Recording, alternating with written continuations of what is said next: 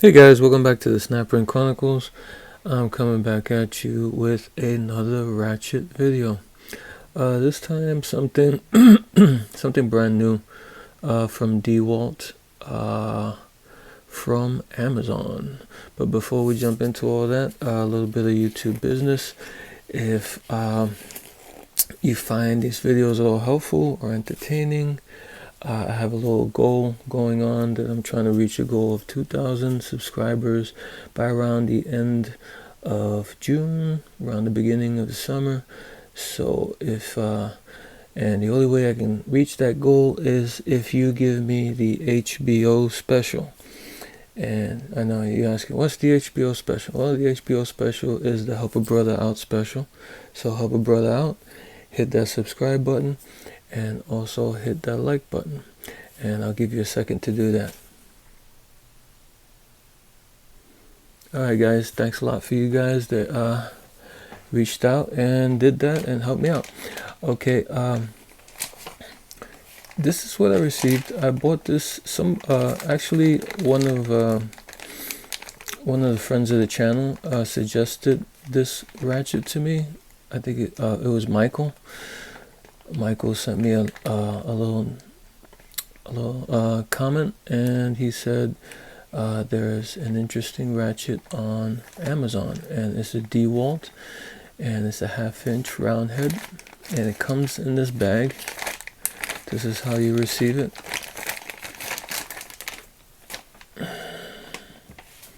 And this is what it looks like when it comes out of the bag. And kind of one of the interesting things here is it says made in Italy. So I don't think I have any that I know of any made in Italy ratchets. And the number on this one is DWMT75271B. And on the handle here, it has the model number. Is this the same model number? Yeah, except that it's missing the B at the end, but it's pretty much the same model number. There's no country of origin on the Ratchet itself. There's just the model number on the back side, and there's DeWALT on the front side there. So yeah, it looks like a Facom design style Ratchet. You can see here from the switch, it's a round switch, and this is 72 teeth on this Ratchet, and you switch it, and now you can go the other way. And it's a 1/2-inch drive, and this is what it looks like.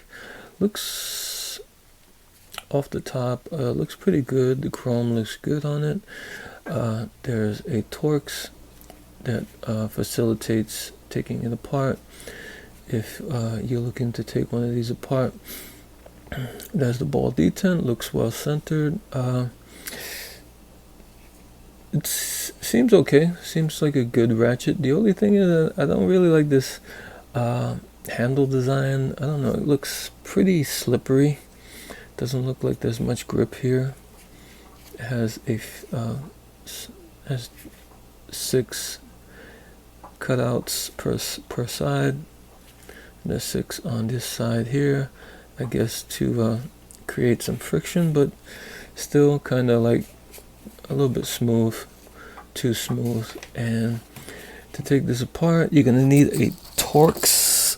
You're gonna need a Torx 30.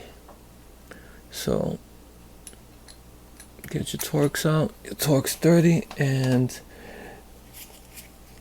be sure you have something with a good amount of torque you're gonna be able to apply, because, well, maybe I should do the other side.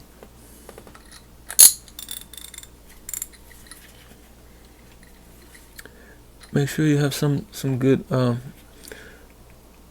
Torx with a good amount of leverage, because as you're going to see in a second,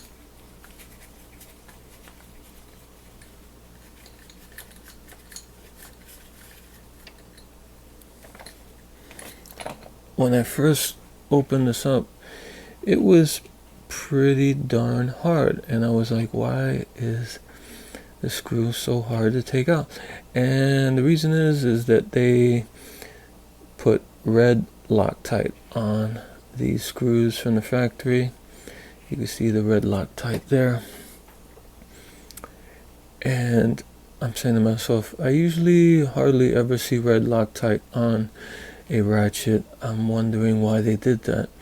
Usually it's blue or white, and I guess I did find out why they did it, and we'll get into that as we go along. This is a switch. It's made of metal. It's pretty heavy. There's going to be a lot of grease. They really pack this well with grease.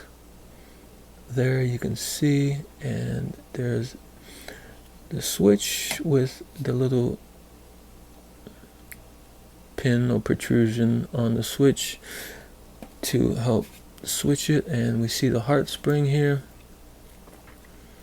in this design, Facom style design. You see the heart switch here, and like I said, everything, it's really looks like super lube grease on this. They put a good amount on there, and let's just push this out, and it comes out as pretty much one piece. There's two pieces here. There's the pawl on top. You see how much grease there is on there, and there's just the body there. And let me clean this up so you can get a better view of this. It's pretty gunked up right now, so I'll be back, and we'll take a closer look at this. Hey guys, we're back, and I did a little cleanup, and this is what it looks like without all the grease on it. And I know sometimes I get comments on people saying, oh, why you don't lubricate the ratchets when you take them apart and put them back together. Well, this is kind of the reason, because I don't want to get anything in the way.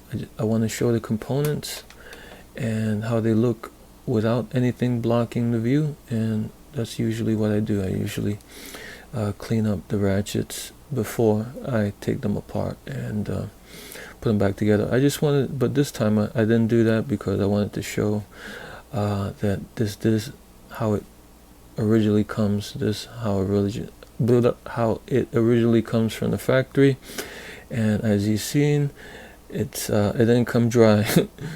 And this is a brand new ratchet, so that was not old dirty grease. That was clean grease, brand new grease from the factory.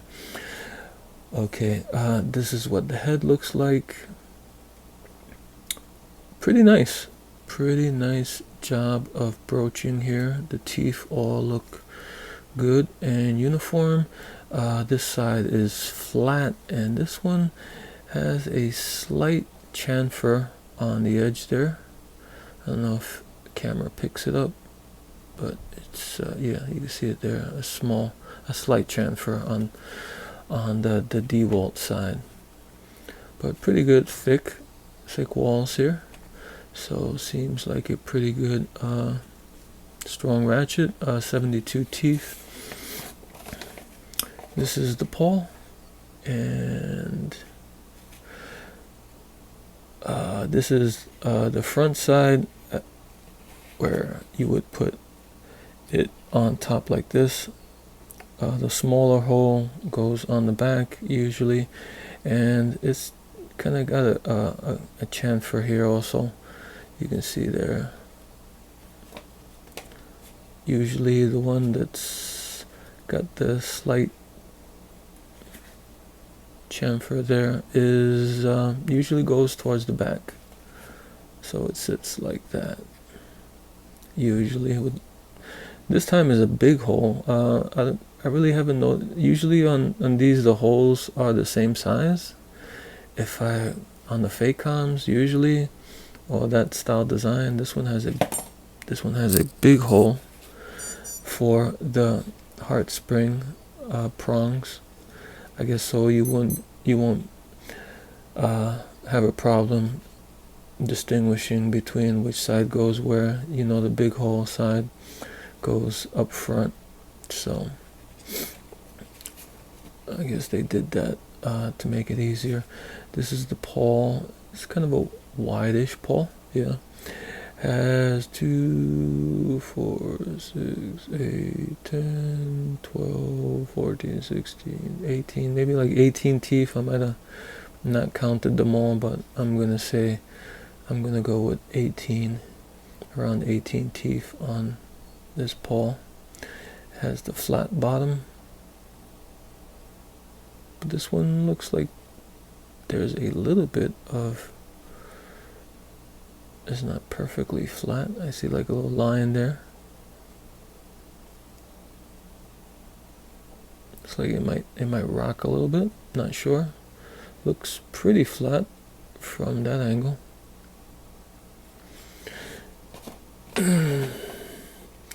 And here is I guess the gear or the anvil mechanism.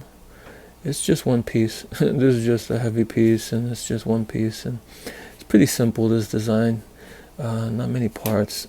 It's 3 parts, and the main housing and the handle, and everything looks good here. It looks like well done, nicely machined, made in Italy. Like I said, I had no experience with Italian ratchets or tools, so this is kind of one of the first ones.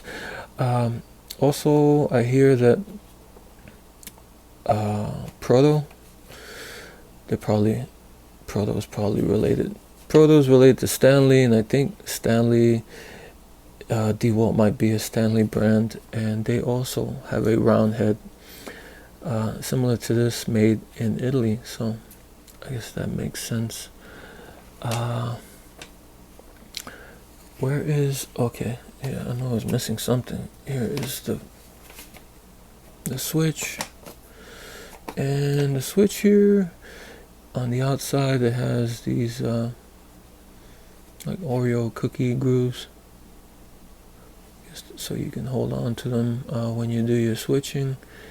And there is that protrusion that sticks out, and from experience with the Williams round head that's kind of like this also. I'm not sure where that one's made. I think that one's USA, but this could be a weak spot, these pins, because they might tend, if you knock it, you give it a good bump and this falls on concrete or something. I know with the Williams, that's been a problem where these pins sometimes will break.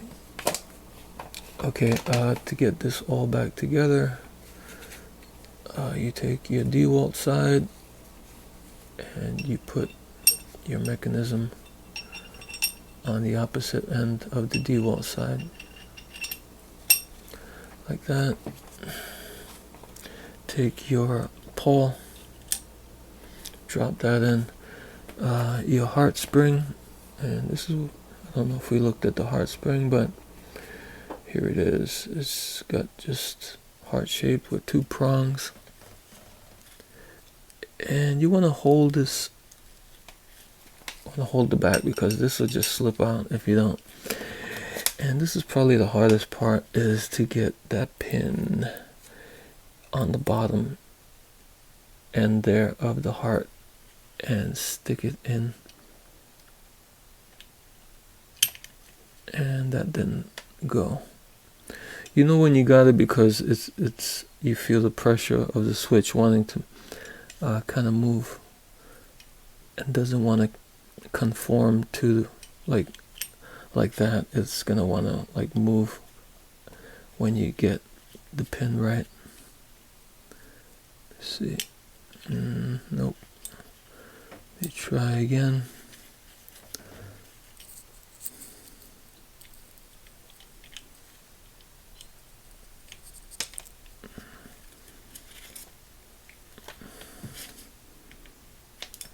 you got it? Maybe. Let's see. Put the screw in. And brother, I should have picked something else besides this, because now I gotta.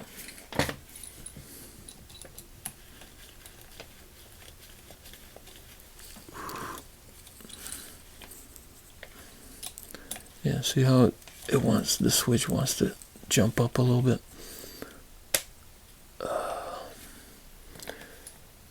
Okay.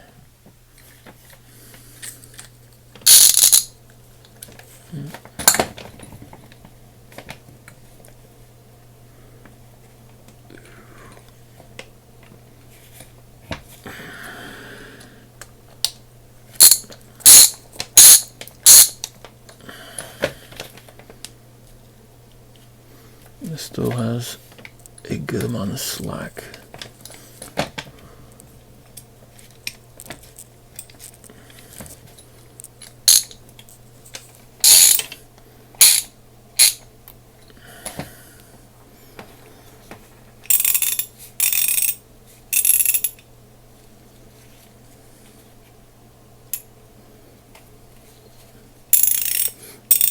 Yep, it's ratcheting. The reason for the that red Loctite they used is that you can only torque these down to a particular amount of torque. You can't torque it all the way down to bottom, because you're gonna bottom out this switch and then you won't be able to switch. The switch is gonna be too tight against the head there, the switch, and there's not going to be enough, needs a little bit of room there for it to be able to switch back and forth. So I guess that's why they used the red Loctite, because they wanted it not to move once they torqued it down to the proper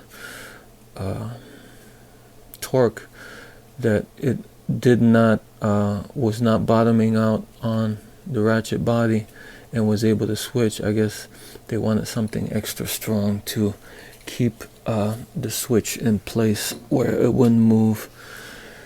That's kind of a little bit of a fault with this design. If there's any faults with this design, is that they have that problem where you have to adjust the torque on the screw, not all the way. You can't go all the way. You have to get that sweet spot to where it's gonna hold the switch, but it's not gonna bottom out the switch.